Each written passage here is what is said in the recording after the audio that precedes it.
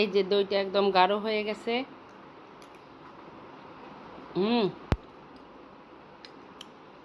একদম গাঢ় হয়ে গেছে আর খেতে অনেক মজা হয়েছে।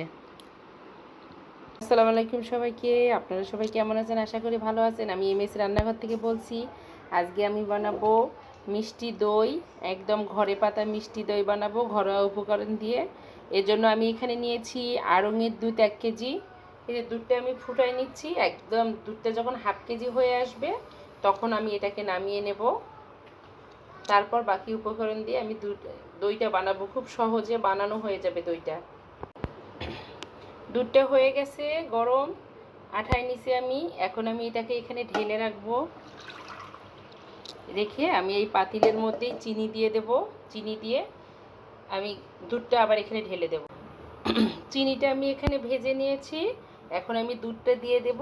তাহলে চিনিটার কালারের কারণে দুধটা একদম দইটা অরিজিনাল কালার চলে আসবে। চিনিটা আমি আগে ভেজে নিয়েছি, ভেজে নিয়ে দিয়ে দিলাম। এখন আমি এটাকে ভালো করে লাড়া দিয়ে দেব। লাড়া দিয়ে তারপর আমি এটার সাথে মিশিয়ে দেব গুঁড়া দুধ।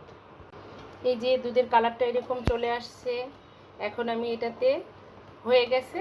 এখন আমি এটাতে টক দই একটু মেশাবো। টক দই মিশিয়ে আমি রেখে দেবো গ্লাসে করে। আপনারা চাইলে 1 টাইম ইউজের গ্লাসেও রাখতে পারেন। তো আমি রাখবো কাঁচের গ্লাসে। এই যে কাঁচের গ্লাসে আমরা 5 জন, এর জন্য 5টাই রেখে দেব। দুধটা হয়ে গেছে, আমি একটু হালকা ঠান্ডা করে নেব। ঠান্ডা করে নিয়ে তারপর রেখে দেব। কালারটা খুব সুন্দর আসছে আর কালকে একদম অরিজিনাল দইয়ের কালারের মতো চলে আসবে। তো এটা আপনারা চাইলে গ্লাসের মধ্যে রেখে কাঁথা দিয়ে ঢাকায় রোদে 2 ঘন্টা রাখলেই খেতে পারবেন 2 ঘন্টা পর। কিন্তু এখন তো রোদ নেই। আমি এটাকে একদম গ্লাসের মধ্যে রেখে ঢাকনা দিয়ে কাঁথা দিয়ে ঢেকে রাখতেছি। 2 থেকে 2.5 ঘন্টা পর আমি এটাকে বের করব। হয়ে গেছে দুধটা ঠান্ডা। আমি এখানে একটা বোল নিয়েছি। বোলের মধ্যে আমি এখানে টক দই দিয়ে দিচ্ছি। টক দইয়ের বীজটা দিয়ে, এই যে আমি এখানে টক দইয়ের বীজটা দিয়ে দিয়েছি। এখন আমি এখানে এগুলো ঢেলে দেব। ঢেলে দিয়ে মিক্স করে নেব। নিয়ে আমি এখন গ্লাসে রেখে তারপর আমি একটা কাঁথা দিয়ে অথবা টাওয়াল দিয়ে ঢেকে রেখে দেব। এই যে ভালো করে মিক্স করে নিতে হবে এটাকে। আমি এরকম করে গ্লাসের মধ্যে ঢেলে নিচ্ছি দইটা।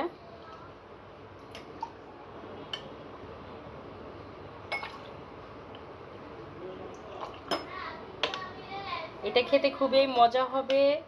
একদম মনে হবে যে বগুড়ার দই, এরকম মনে হবে। এরকম করে আমি তুলে নিচ্ছি। যে আমি 5 গ্লাস বানাইলাম, আরেকটা আছে, এটাই আমি তুলে নিচ্ছি। এই যে 5 গ্লাস হয়ে গেছে। আমি এখন এটাকে ভালো করে একটা ট্রে দিয়ে ঢাকিয়ে দেব। দিয়ে এই মোটা টাওয়ালটা দিয়ে পেঁচায় আমি এর উপরে ভাঁজ করে রেখে আমি এখন রেখে দেব। এই যে আমি একটা কাঁথার মধ্যে এরকম করে রেখে দিয়েছি। এখন আমি এই ট্রেটা দিয়ে ঢাকনা দিয়ে কাঁথাটাকে আমি ভালো করে এভাবে দিয়ে দেব। এভাবে দিয়ে দেব। দিয়ে আমি একটা বালিশ চাপা দিয়ে রেখে দেব। বাস এরকম করে পুরাটাই দিয়ে আমি একটা বালিশ চাপা দিয়ে রেখে দেব।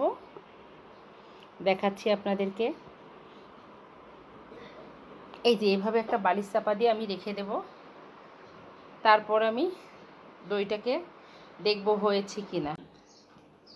এই যে হয়ে গেছে আমাদের দই।